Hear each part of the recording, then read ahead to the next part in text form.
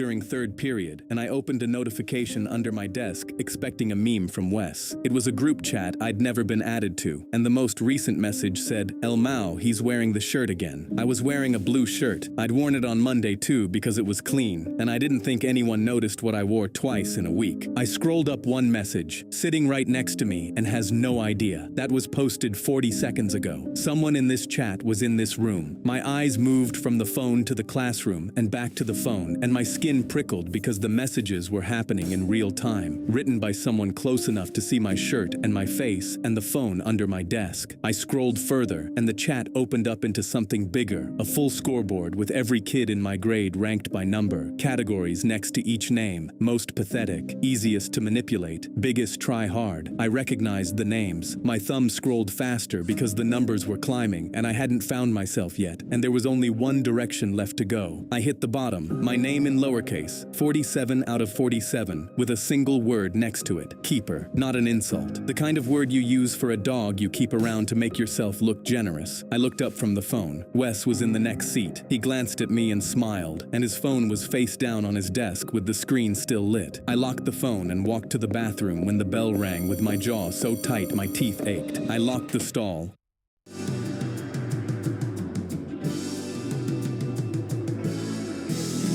Sat on the toilet lid with my knees up and started scrolling. The chat had been going for months. My friends were betting on whether Zoe, my girlfriend, actually liked me or was settling, and one of them had written, "She's definitely settling. Look at him," with 4 laughing emojis from people who had smiled at me that morning. But then I hit the messages from Wes, my best friend, and my stomach flipped so hard I almost dropped the phone in the toilet. Wes called me a charity case in a message from 3 weeks ago. He told the group not to invite me to Hector's party because he'll embarrass us. A girl named Priya had been texting me, and Wes had messaged her directly. "He's unstable. Stay away." When someone suggested I join robotics, Wes shut it down. "He'll make friends there and stop needing us." I read that last one twice. He didn't want me to have other friends. The ranking wasn't just a scoreboard, it was a playbook. The higher your number, the more you got invited to. The lower your number, the more you got excluded from. Wes used it to decide who went to parties, who sat at the lunch table, who got pulled into group projects, and who got left behind. My number was a leash, close enough to the table to watch, never close enough to matter. He'd blocked every exit, every friend, every club, every girl who tried to talk to me. The only door left opened into his living room, and I'd been thanking him for holding it open. I pressed my forehead against the stall wall and breathed through my nose because I was going to throw up or scream, and neither one was an option in a school bathroom at 11 a.m. Lunch was a horror movie where I was the only one who could see the monster. Wes slid me half his sandwich and said, "You look tired, you good?" And the concern on his face was so convincing that a casting director would have hired him on the spot. I checked the chat under the table, 2 hours ago. "Watch me play the good friend today. He eats it up every time." Below that, Priya texted him again, told her he's unstable. She backed off. I bit into the sandwich and chewed and smiled and said, "Yeah, I'm good," while the bread turned to paste in my mouth because I was sitting at a table full of people who had voted on my worth and decided I was furniture. After school, Wes pulled off his jacket and put it on my shoulders in the rain. "Take it. I've got a hoodie in my locker." The jacket was warm, and I wore it home because the rain was cold, and I wasn't ready to stop pretending yet. That night, the chat had a photo of me wearing the jacket with the caption, "Look at this kid in my clothes, El Mao. He'd literally be nothing without me," and 38 laughing emojis stacked beneath it. The jacket was still on me when I read it. I sat in my desk chair with the phone on my knee, and the laughing emojis still burning on the screen, and pulled the collar up to my face, and smelled the cologne and thought, "You gave me this. You put it on my shoulders in the rain, and then you made fun of me for wearing it, and I was going to burn this friendship to the ground and use your own jacket as the match." Zoe met me at my locker the next morning with coffee from the gas station, the cheap kind with too much cream that she knew I liked because she'd watched me make it once and remembered. She leaned against the locker next to mine and said, "I'm glad you found good people here. When you transferred, I was worried you'd have a hard time, but Wes really took you in." She said his name with warmth because she believed the story I used to believe, the one where Wes was generous and the friendship was real. She squeezed my hand and walked to class. I stood at my locker holding gas station coffee that she'd driven 10 minutes out of her way to bring me. My throat closed because Zoe was the one person at this school who chose me for no reason except she wanted to, and the chat was going to try to take her from me, and she didn't even know the chat existed. I called Wes and fed him a fake secret, keeping my voice so casual I deserved my own casting call. Dude, I think I'm failing chemistry. My mom's going to lose it. He was supportive, warm, perfect. I hung up, and 40 minutes later the chat had it word for word. LOL, he's failing chem. His mom is going to flip. This is going to be hilarious to watch. I screenshotted it and went to the admin settings. The creator was Wes Barrera. The creation date was September, the same month he'd walked up to me on my first day at this school and put his arm around my shoulder and said, "You look lost. Come sit with us." The chat and the friendship were the same age. He didn't become a bad friend. He was never a friend at all. I was the lowest rung on a ladder he built to keep himself at the top, and he'd hammered me in on day one with a smile and a half sandwich and, "You look lost." A kid named Tate, who'd been ranked second lowest, shoved a boy into a locker outside the gym so hard the metal buckled and the sound cracked down the hallway like a car wreck. Teachers dragged Tate out while he kicked, and his face was purple, and he screamed things that had stopped being words and become pure sound. He was expelled by last period. I pressed my face against the office window glass, while his mom signed papers with a pen she could barely hold. Tate stuffed his entire school life into a garbage bag. His face wasn't angry anymore. It was blank, the face of someone who'd been shrunk to a number until the number was all that was left. That night, the chat said, "One down, El Mao," with a crown emoji next to Wes's name. I looked at Tate's empty chair the next morning, and the chair was still pushed out at the angle he'd left it, and nobody had touched it, and my hands were shaking under my desk because Tate was the preview and I was the feature. I gripped the edge of my desk and stared at the pushed-out chair until the teacher told me to open my textbook, and I opened it to the wrong page and didn't fix it because the words were swimming anyway. Wes threw a party that weekend, and a drunk kid the size of a refrigerator started shoving me against the kitchen wall because I'd bumped his drink. My back slammed the cabinet and bottles rattled. The kid pulled his fist back. Wes came out of nowhere and shoved himself between us, and the drunk kid swung. Wes caught the punch on his jaw, head snapping sideways, blood popping on his lip. He drove the kid backward into the counter, and the blender exploded off the edge onto the tile. "Nobody touches my boy," and the room went nuts, and people were chanting his name, and he turned to me grinning with blood on his teeth and wiped his lip on my sleeve, the sleeve of his jacket that I was still wearing because taking it off felt like tipping my hand. I locked myself in the bathroom and checked the chat. Wes had typed with his lip still bleeding, had to play hero again, keeping my investment alive. I sat on the floor and looked at the blood on my sleeve, and for one terrible minute I considered deleting the chat from my phone and pretending I'd never seen it. Just walking away, letting Wes keep being the best friend I wanted him to be, and ignoring the one he actually was. The punch was real. The blood on my sleeve was real. The relief I felt when he stepped between me and that drunk kid was real. And maybe I could keep eating the sandwiches and wearing the jacket and pretending the chat didn't exist. The blood on my sleeve was still warm. The friendship was fake, but the punch was real. And I sat there on the bathroom tile trying to fit those two things in the same brain.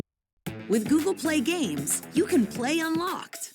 Unlock bigger screens and better controls.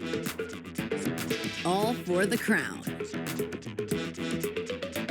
Go And failing. A kid from the chat walked up to Zoe at her locker and asked her out while I was standing right there holding her bag. He grinned at me over her shoulder like I was a coat rack. Zoe said no, and the kid walked away with, "Think about it," and I checked the chat in the stairwell. Operation Upgrade, a thread where they were sending different guys at Zoe on a rotation to see which one could peel her off me. Wes started it. Let's see how long she lasts when she has options. I leaned my head against the stairwell wall and closed my eyes, and my fists were so tight my nails cut crescents into my palms because they'd turned my relationship into a group project, and the assignment was to take the only real thing in my life. Priya found me between classes. "Hey, this is weird, but your friend told me you had issues and I shouldn't talk to you." After Tate, I started wondering what else he lied about. She showed me the text from Wes. "Stay away from him. He's unstable. Trust me." I stared at it, and my chest hurt in a way that was different from anger because Priya was cool and funny, and she'd reached out, and Wes had slammed the door before I heard the knock. work. I don't have issues. I know. She paused. For what it's worth, I thought you seemed cool. I was going to ask if you wanted to study for bio together. I would have said yes. Yeah, that's the worst part. She gave me a small smile that hurt more than any message in the chat, and she walked away. I stood in the hallway, leaning on the lockers with my palms flat on the metal, because every person who could have been in my life had been turned away by the same guy who kept telling me I was lucky to have him. Zoe met me after school, and she was different, arms crossed, eyes on the ground. Someone sent me screenshots of you talking about me to your friends, private stuff. She held up her phone, and the screenshots looked real, but the words were written by a chat member pretending to be me. That wasn't me. Someone is lying to you. Then who? I couldn't answer without explaining the chat, and explaining the chat meant admitting my whole social life was a puppet show, and the puppeteer was the guy who just took a punch for me. She said, I need space, and walked across the parking lot, and I stood there squeezing my backpack straps until the fabric dug welts into my palms, because the only person who picked me without Wes's permission was walking away over words I never typed. I sat on the curb in the parking lot with my head between my knees because my chest was so tight I couldn't pull a full breath. My phone buzzed. Phase 2 complete. I looked at the 2 words, and the casualness of them made me want to hurl the phone across the parking lot because destroying my relationship was a line item on their to-do list, and they'd checked it off with 2 words and a period. My mom found the chat on my phone that night.